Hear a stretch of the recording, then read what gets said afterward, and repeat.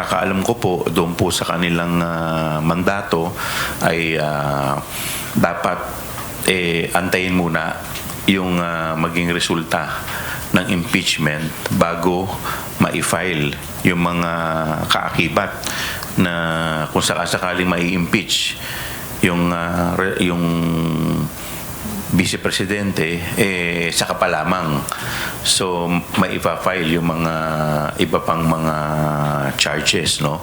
Hindi maiwasang magtaka ni Manila 3rd District Representative Joel Chua sa bilis ng aksyon ng tanggapan ni Ombudsman Samuel Martires sa rekomendasyon ng Kamara na sampahan ng kaukulang mga reklamo si Vice President Sara Duterte at ilang kawani nito at Department of Education. Kaugnay ito ng umano'y irregularidad sa paggamit ng confidential funds. Bagaman welcome development ang hakbang ng Ombudsman, naniniwala ang House Prosecutor na dapat hintayin muna ang resulta sa impeachment trial ni VP Sara bago ito sampahan ng kaukulang kaso sa hukuman. Ito anya ang nakalagay sa isang desisyon ng Korte Suprema. Dahil meron po isang kaso, yung Ombudsman versus Court of Appeal, kung saan sinabi po dito ng ating kagalang-galang na Korte Suprema na yung mga impeachable officers kagaya po ng Ombudsman, bago po sila makasuhan, dapat i-impeach muna sila. Samantala, naniniwala naman ang isa pang miyembro ng House Prosecution Panel na maaaring maging sabay ang pag-usad ng impeachment trial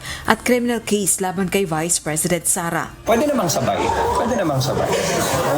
Nothing is final yet with what the Ombudsman is doing, and trial has barely started with the impeachment. Handang makipagtulungan ng Kamara sa Office of the Ombudsman kaugnay ng gagawing investigasyon sa mga reklamo sa paggamit ng confidential funds ni VP Sara.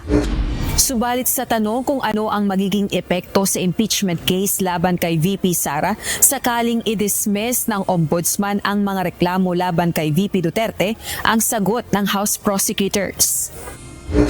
Hindi naman hihina. Pero sabi ko nga, kagaya po ng binanggit ko kanina, ay iba po yung timbang ng dalawa. Dahil yung isa, ang kinukonsider po doon yung criminal aspect. Dito sa impeachment, ang kinukonsider dito ay yung conduct. Ang hinihir dito is yung conduct ng ating Vice Presidente.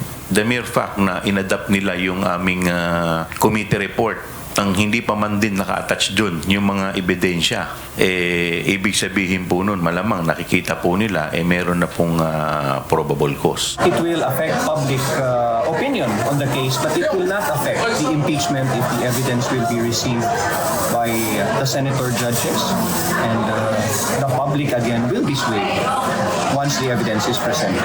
Ayon kay Ombudsman Martires, itinuring nitong complainant ang committee report na isinumite ng House of Representatives kaugnay ng isinagawang legislative inquiry sa confidential funds ng Vice Presidente. Dagdag pa nito, itutuloy ang investigasyon at bibigyan nito ang Kamara ng sapat na panahon para ihain ang kanilang sagot, oras na makatanggap ng kopya ng counter affidavit ni VP Sara at iba pang respondents. Pagtitiyak naman ni VP Sara, inihahanda na ng kanyang abogado ang sagot sa direktiba ng Ombudsman. Kung mapatunayang may sala ng korte sa anumang kasong kriminal ang Vice Presidente, posibleng multa at pagkakakulong ang kaharapin ng Vice Presidente. Sakali namang makonvict si VP Sara ng Senate Impeachment Court, mapapaalis ito sa pwesto at hindi na makauupo pa sa anumang posisyon sa gobyerno. Rosa Licos, UNTV News and Rescue. Diyos ang aming sandigan, serbisyo publiko ang aming pinahahalagahan.